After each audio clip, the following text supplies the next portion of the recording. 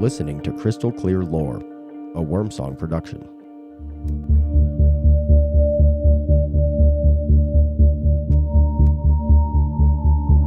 Zora Kostova's train shuddered to a halt at the remote little stop called Lisova. It wasn't a town, only the Ukrainian word for forest, carved in faded Cyrillic on a rusted sign that leaned like a broken spine. Coming from Lviv, the change hit her hard.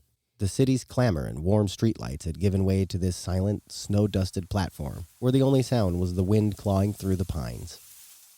The old electric train, rickety, patched with mismatched paint, its windows fogged and streaked, groaned as the doors wheezed open. No announcement, no conductor's call, just the hiss of brakes and the sudden bite of cold air that smelled of wet earth, resin, and something faintly metallic.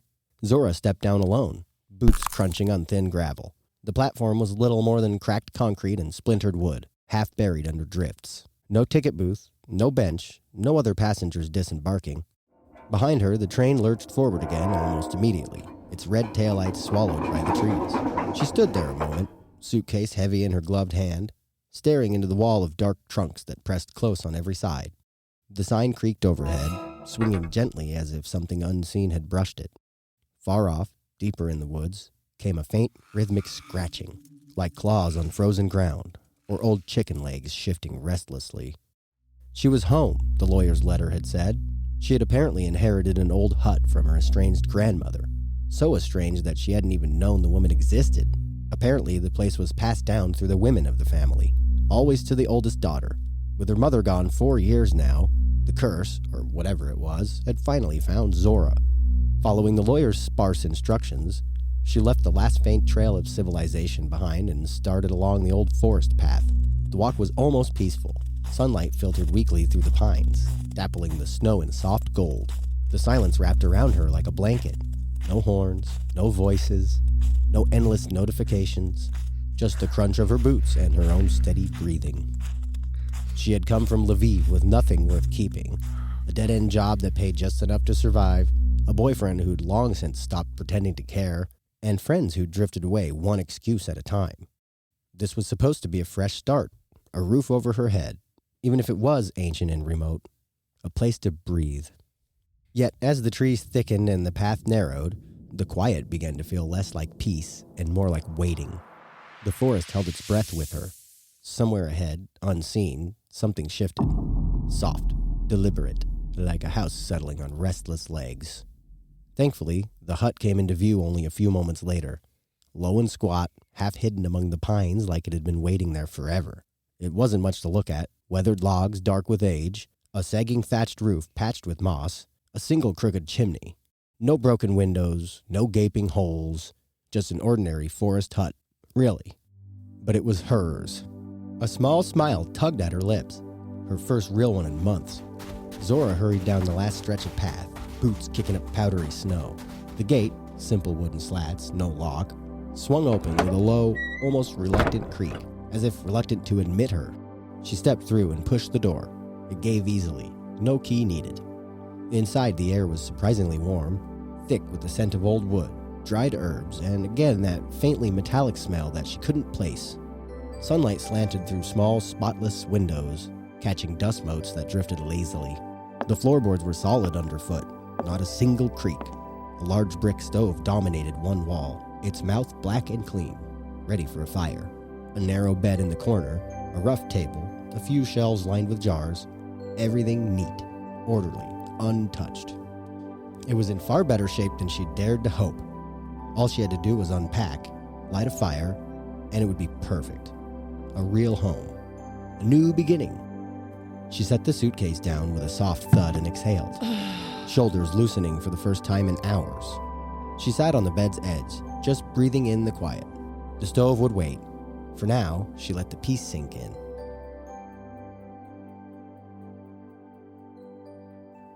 The evening passed smoothly enough. She lit the stove. Its flames caught quickly, crackling with a warmth that chased the chill from her bones. She ate a quick dinner from the bread, cheese, and apples she'd brought, the simple meal tasting better than anything in Lviv. Then she crawled under the thick quilt, the mattress surprisingly soft, and let exhaustion pull her towards sleep. She was drifting when the hut shifted. Not a creak or settling board, just a slow, deliberate lurch, like something waking up beneath her. Zora sat bolt upright, heart slamming.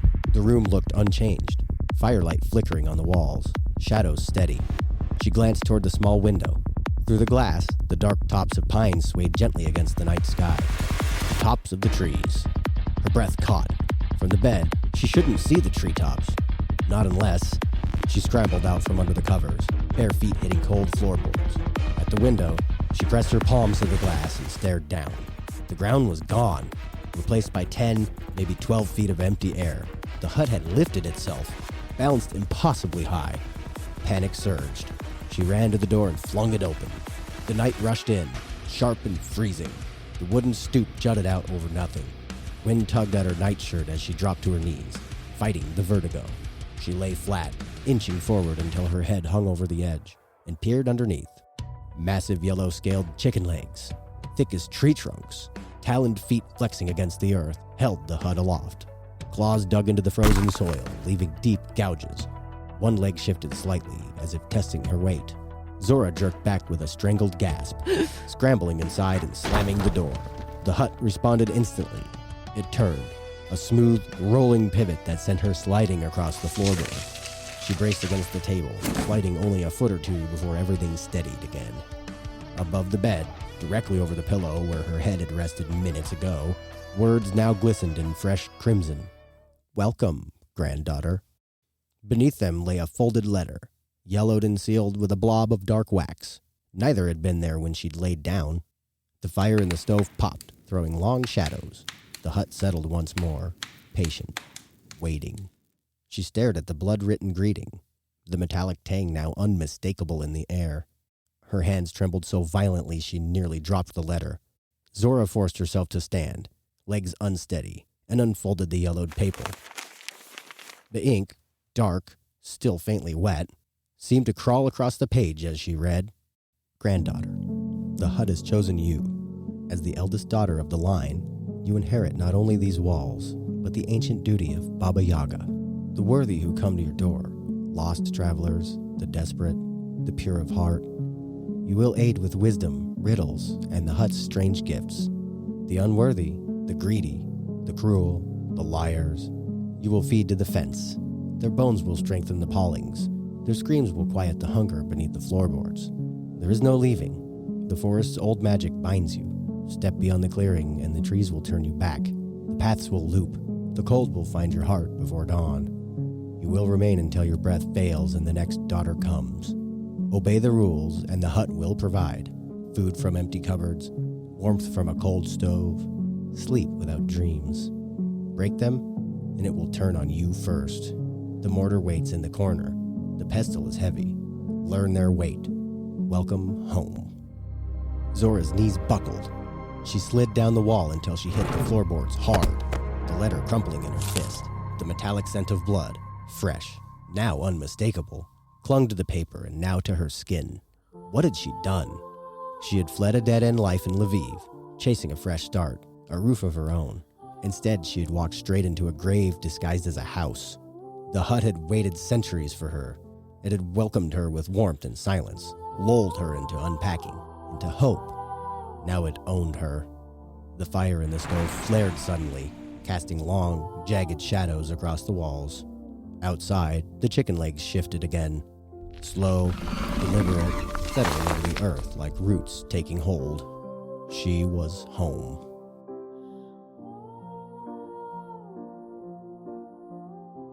Welcome to Crystal Clear Lore. I'm Crystal Lance, and today we are talking about the Baba Yaga. And I'm also Brady, and she forgot to introduce me again. I do forget to do that. It's hard because we sit in this closet and record for so long sometimes. I'm like, oh yeah. I'm also invisible. I don't know if you knew that. There's some real-life lore for you. At least that's how it feels. Anyway, sorry. It's okay. We have fun here at Crystal Clear Lore. And the Baba Yaga's not so fun. She's tell fun. I love Baba Yaga. I don't. I love her. Like, you could be door to door and just get swallowed by a whole ass house. Well, kind of, but not really. But also kind of. Yeah, I like to imagine that.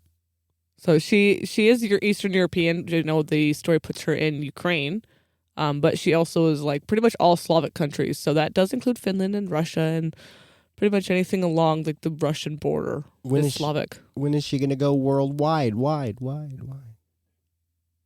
This is why we can't have nice things. I just insured a sponsorship Cool. What are So you when are we talking getting about? that? Yesterday. Right. Okay. So I've seen no money from the sponsorship. Oh crap! Yeah. We already got canceled. Yep. Well, hi. If you're still here, I'm sorry. It's because of his dad jokes. We all know. Yeah, I have to get him out. So Baba Yaga is a pretty interesting character. She's one of those ones that like the name doesn't exactly translate well. What is it? What do they try to translate it to? So Baba translates to old woman or grandmother, right? Especially in Slavic lore, because Baba's in a lot of different ones, but in like Slavs, especially one that is dirty and foolish. Oh. Yaga, however, that etymology is far less clear, and it's usually attributed to like one or more related terms. So there's yeza, which means like horror or anger.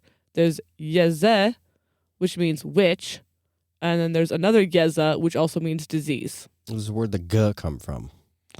That might be something that translates from coming over. Oh, okay, like a cultural or a regional thing. Yeah. Okay, yeah, I get you. I mean, So like dirty old witch. dirty old witch. Is that Yeah. kind of what it's saying? Kind of, yeah, dirty old witch. Oh, okay. And if you just stop showering for like 3 days, then you will be called that, probably. Divorce.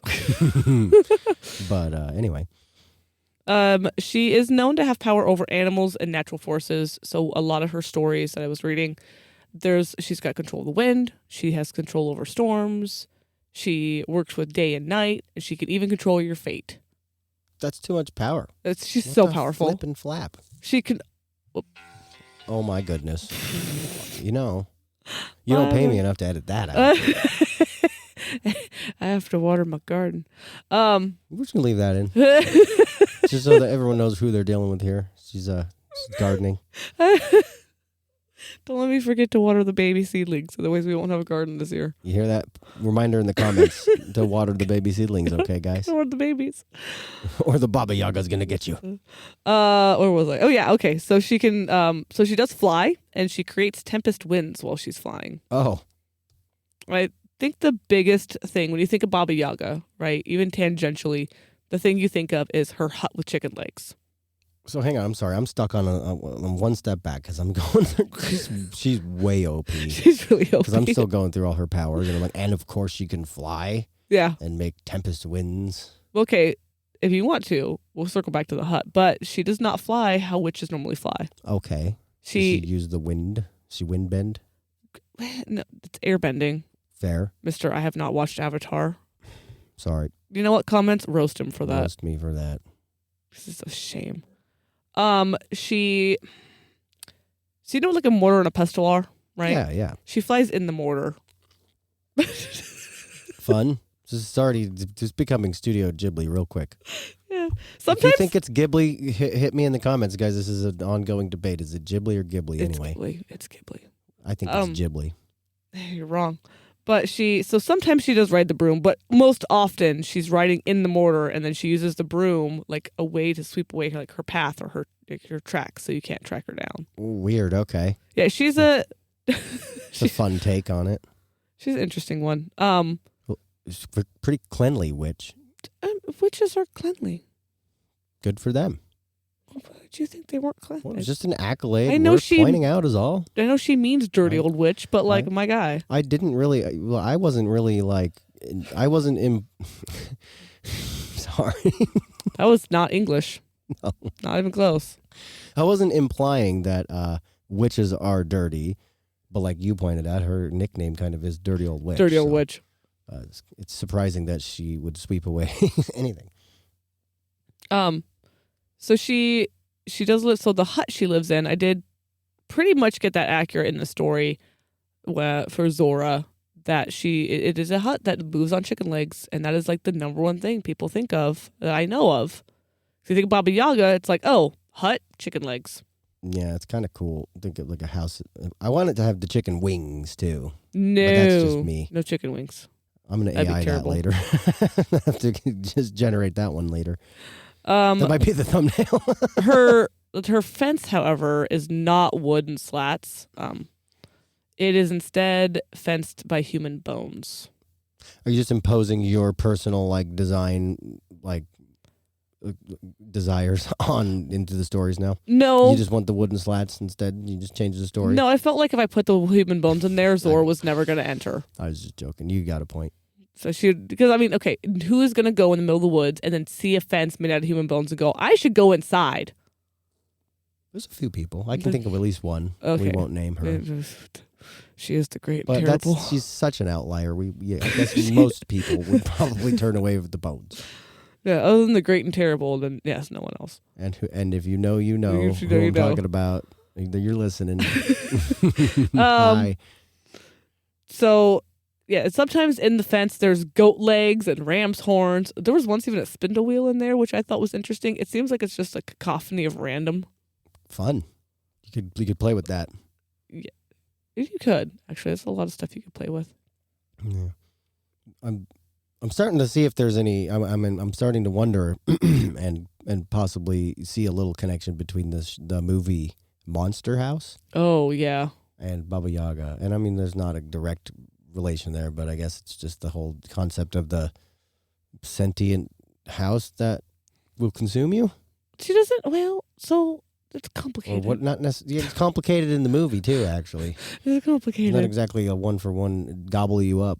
No, because so the hut is sentient. So like if the hut is up on its legs, to get into it you have to say hut, stand with your back to the forest, your front to me, and then it will turn around and crouch down so you can get in. I see. But I don't. It's hard because the hut sometimes is definitely like it's this evil ancient thing, but then other times it's just a servant. Like it's very much Baba Yaga who does the eating. Ah, okay.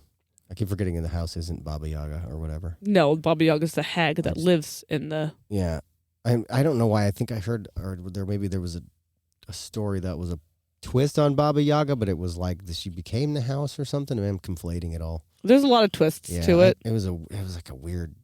I don't know what it was, like a little cartoon or something. Are you thinking of that really random video game with the food? It might be that one. It might be that. Yeah, there was that random video. It's a random video game. Yeah. Yeah, it was. I can't remember the title of that video game, and I couldn't find it again, so I'm not sure if I fever dreamed that. But That's what I'm thinking of. I can't remember if that was real. real. But we're getting Mandela'd over here, guys. But anyway, I guess the ultimate point I'm making is I'm noticing there's a lot of kind of pop culture influence. Yeah, references. She's very popular to play with. Yeah. And she's a fun character to play with because she's also not like, okay, yes, sometimes she eats people, but sometimes she's actually very helpful. Yeah. She can be really helpful to those that prove themselves, that they prove that they are worthy of her help, and through like perseverance, politeness, or even cleverness. I think it's slightly fair. If I'm going to have guests at my house, they better be polite and fair and stuff. We're going to eat the guests next time they're not. I'm not saying that. However, it would save you a lot of money on meat, I would imagine. Long pig. Maybe not on lawyers, though, so you have to figure that one out, guys. That's fair. She is also so she's also the guardian of like the fountain of youth or fountain of life, depending on translation. Sometimes she's the guardian of the underworld, and then she usually has like transformative knowledge that transforms you as a person, like a character development knowledge. Okay, she got a lot going on. She's a busy lady. She's busy. She is overemployed. And then, sometimes she also just kidnaps, cooks, and eats children. She's a complicated woman. Yeah. I forgot to ask, and I don't remember if we even said it, so I'm sorry. Maybe we'll reiterate. When was this originated exactly? No one knows. Is there even a guess or a ballpark? I mean, it is literally like prehistoric. Oh, freaking table. My goodness, in Look, here. I'm a klutz. And you're in a closet. Yes. I know we bring the closet up every time. It's practically a character on the show. It's a very, very cramped closet too. There were some not woodblock paintings, but kind of like woodblock carvings and old depictions of her from like forever ago. Let me look up again. Yeah, how long is forever ago? That's crazy. That's the thing so is, like, old. it's before she was even like before writing even had taken off. Like, she's an oral tradition. Wow.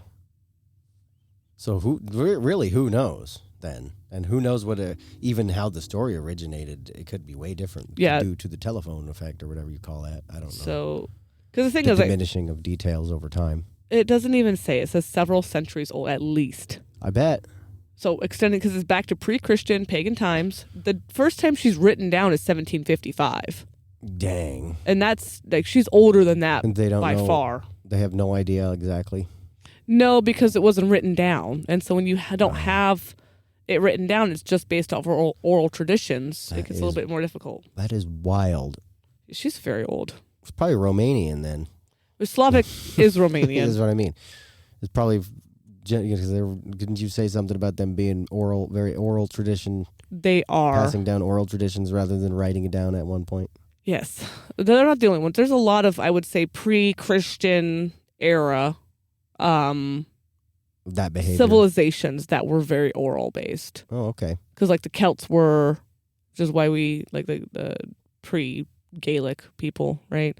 I don't think the Goths and Visigoths were, but there definitely was people before then that were that. Well, so we won't bog this down too much with like regional history of the area, but I just very, very. I just remembered something you said about Romania. I was like, that's the whole kind of area then, huh? Yeah, it is. Slavic is, I mean, it's kind of that Eastern European section. Yeah.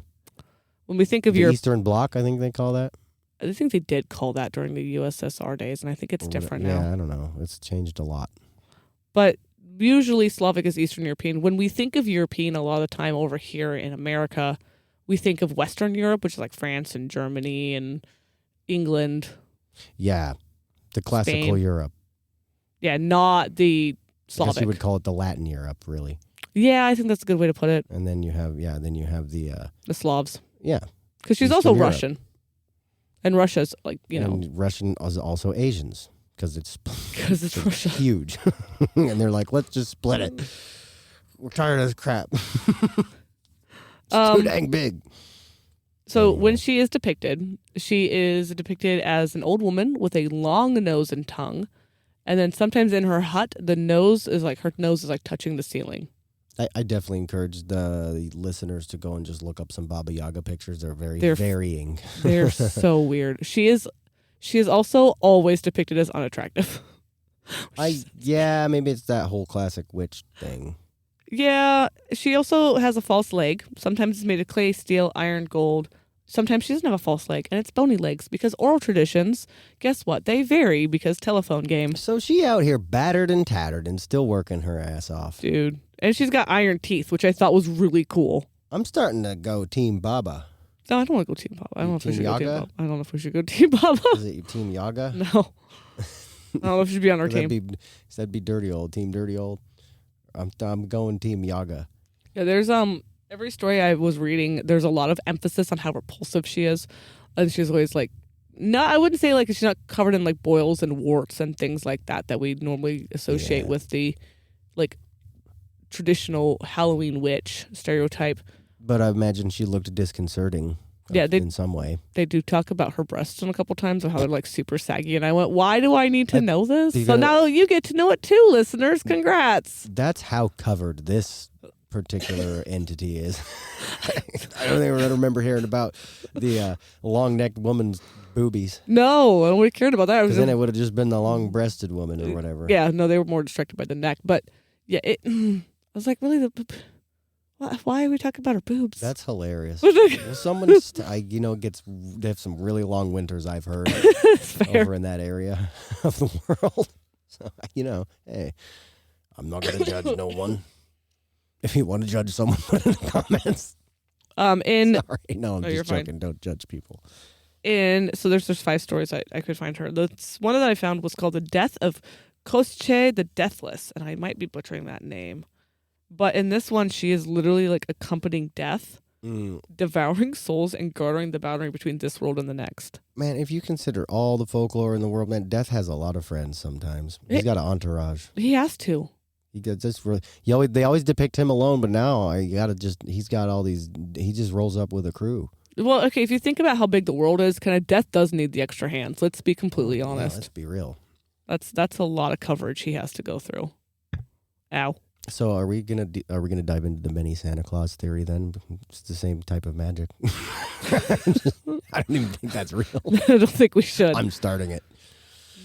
So hashtag many Santas. Go and find it. I don't think that's gonna be real, but okay. I'm having fun with it in my head. Sorry, I'm going over my notes. I think I got everything. The most popular story is, I'm gonna mess this up, Vasilisa the Fair. I think you did it. Vasilisa, yeah. Nailed it. And this one is kind of where she gets her reputation for not being like completely terrible. I guess. So she's 8. Vasilisa is 8 years old. Got it. And her mother is dying. And her mom gives her like a magical wooden doll. She says, look, you need to keep this doll secret and feed it whenever you need help or comfort. Her father remarries a widow with 2 daughters. Evil stepmother trope happens. And then he goes away on a business trip. They move to a house near the forest, and then they force her to do like back-breaking labor, hoping to ruin her beauty. Big Cinderella vibes. Yeah. I wonder if there's a correlation there. There might be. Again, it's oral traditions. They warp and stretch and, take inspiration and all this stuff. Yeah, that's what I mean. Because who knows what tendrils this has in many other folklore and tales throughout time. True. There is a couple differences from what the Grimm brothers wrote, though. The first one being like the stepmother in Vasilisa, she extinguishes all the house's fires and then sends Vasilisa into the forest to go get a light from Baba Yaga. Oh. Like, oh yeah, go get fire from her. It's lovely. That better go well. On her way, Vasilisa sees 3 mysterious horsemen. She sees a white one representing day, the red one representing the sun, and the black one representing night. She then, which is the 3 like little like there's some companions or let's say natural forces that Baba Yaga has influence over. Oh, okay. She reaches the hut on chicken legs, surrounded by a fence of human bones, topped with glowing skulls, which Baba Yaga's got some vibes with that. Yeah. So and then it gets a bit more Rumpelstiltskin-y, right? Because Baba Yaga's then going to force Vasilisa to do these grueling chores like sorting poppy seeds from dirt under the threat of being eaten. My goodness, no. But the magic doll that Vasilisa's mother gave her completes the tasks while Vasilisa sleeps. Cheating. Yeah. Big time. So now this is where she starts getting kind of like, okay, so I'm gonna tell you what happens next, and then you're gonna make your decision on Baba Yaga. Okay. When Baba Yaga learns that Vasilisa succeeded because of her mother's blessing, she kicks Vasilisa out of her home, refusing to have anyone blessed in her house. She gifts Vasilisa a glowing skull lantern to take home. Wow. So she gets her light, and she's kicked out, but she's kicked out because of her mother's blessing. Yeah. It's a very complex. Pretty morally gray there. Yes. Just compared to the rest of the tales. Okay. So she comes home, and the skulls, burning eyes, and incinerate the stepmother and stepsisters. Oh, you didn't mention that when I was making my decision. No. Why would I tell you that? Gosh darn. Well, they're abusive, so morally gray. Morally gray. Again, morally gray, but still murder. It isn't murder. Oh. Also, they're terrible people. So I don't get paid enough to be a judge. Yeah. And then, so Vasilisa goes on to become a master weaver and eventually marries the Tsar after he's charmed by her skill and beauty. The Tsar? The Tsar. Of what? Russia, I assume. Oh, the Tsar. The Tsar, yeah. Oh, wow. Yeah, so again, Cinderella vibes, but also It's a bit. Rumpelstiltskin vibes. Yeah, it definitely has the story elements, has story vibe. Yes. So it's definitely, I can see some tendrils out in the vast world of media. Yeah, it is. It's probably the most popular one. It's kind of one of those ones you sit back and you're like, I don't know if Baba Yaga was actually bad or not for this one, because she might have eaten Vasilisa if she'd been like lazy or not working hard or lying that she did it or whatever, but like she wasn't. Yeah, so she's just trying to do the right thing. Now, we got to discuss one little pop culture reference to Baba Yaga, because it's just something that's in my mind, and maybe any of the other dudes out there listening. You seen John Wick? Oh God! And for whatever reason, they nicknamed him the Baba Yaga. And I just always thought that was awkward and possibly just really dumb writing, but also maybe not now. Really bad writing. I am sorry. Baba Yaga is always described as a woman. Number one. If we just ignore that, I mean, Hollywood gender bends everything else. Just stop. Sometimes it is not the same woman. Sometimes it's like the Baba Yaga sisters. So like that's a whole thing too. But it's always a woman. Just to start with. Also, is John Wick out here eating people? They didn't show that in the movie. I don't think he's eating people. That's what I mean. Can we imply, or did they just suck at writing? I feel like they just wanted to grab a popular name and grabbed it because it's Hollywood and they do a terrible job with everything ever. And I guess kind of only. Well, not everything. I don't know. I just thought that was awkward. It's I watched not. The movie. It's more of a critique of the movie than anything than Baba Yaga, and it's more of a derailment here in this context. It's weird. It's really weird. Yeah, I didn't like it. It doesn't fit. Exactly. But I just had to point it out. Since we're talking about the Baba Yaga, someone has to say it. I got the hot takes for days, guys, if you want to roast me in the comments. It was a good movie. I'm not roasting the movie. No, just that one part's really weird. It's just stupid that they called him the Baba Yaga. And if they were going to do that, I wish they would have gone deeper and maybe tied it to the Baba Yaga story. I think that's where it leaves a bad taste in my mouth. The thing was, there's so many other names they could have chosen for him that's folklore-based. And there's probably all sorts of other, even just straight-up Russian tales, or if they wanted to go that route. There's a lot. Or more related to like a kind of a hitman or something that invokes fear. Yeah, you could. Maybe it's kind of rude to the Baba Yaga. You could call him the White Horse of Death. That would have been way better. There's a lot of things. So, okay, John Wick writers. That's just, there you go. That's my critique. No big deal. Not even like something I lose sleep over, but had to talk about it. I only saw the first one, and I have never agreed with the character more than I ever have with John Wick in the first movie. Yo, straight up. I wish we could do a whole episode on John Wick, but I don't think that counts as folklore. Not yet. We'll wait. Does that Iceman assassin guy count as folklore? He's pretty freaking iconic. He might, actually. We should look into that. If that counts as folklore, we may be able to work with that, because that's a good story. But then if we don't, and you haven't heard of it, that's a good thing. That's a fun one to look at. Speaking of like Slavic tales of fear. Right, there's Anyway, I'm digressing too far. I'm sorry, guys. It's late, and we're in a closet. Yeah, it's what it is. Feel bad for us. That's why we're in a closet. Cry. I'm sorry. So that is gonna wrap up my discussion of Baba Yaga. She's a very complicated woman, right? She's in charge of a lot of things, but also we could do a whole episode on just the things she's in charge of. Honestly, I didn't want to go too far into it because that's a lot. She seems like she is helpful to those that will just work hard and be honest and be good people. But if you are just lazy or a liar or you're not worth her time, she's going to eat you. Yeah. So be careful out there if you're asking her for help. You better check and make sure you're pure or whatever. Yeah, make sure you actually do what she says. But she's not going to make it easy for you. No, and that's kind of one of those testaments as there's no such thing as a free lunch. Maybe it's just a really elongated tale of saying that. Maybe. Could be. There's all those, there's a lot of folklore and old fairy tales and stuff that were kind of trying to invoke like a behavioral like idea in children's minds. True. I would say. Well, we could explore that in different episodes too. That's true. Lots of folklore out there. So there's a ton. I'm just saying that could possibly be, why that oral tradition even started. All right. So and that's how kind of societies were able to pass down information before we did write. So yeah, it's true. Oral tradition is huge for a reason. Yeah, that's how you taught things. It'd be a lot easier to remember a story about that and get the lessons emotionally than it would be like, just don't do that. Better not do that. We all know that don't work. Yeah. So, all right. Anyway, I'm done rambling. You guys don't have to hear me no more. We're gonna end it here. All right, so I hope that made Baba Yaga crystal clear. Bye. Bye. Follow us on Threads and Insta at Wormsong Media. That's WYRMSONG Media. Want to reach out to us? Email us at wormsongmedia@gmail. Again, that's WYRMSONGMEDIA@gmail.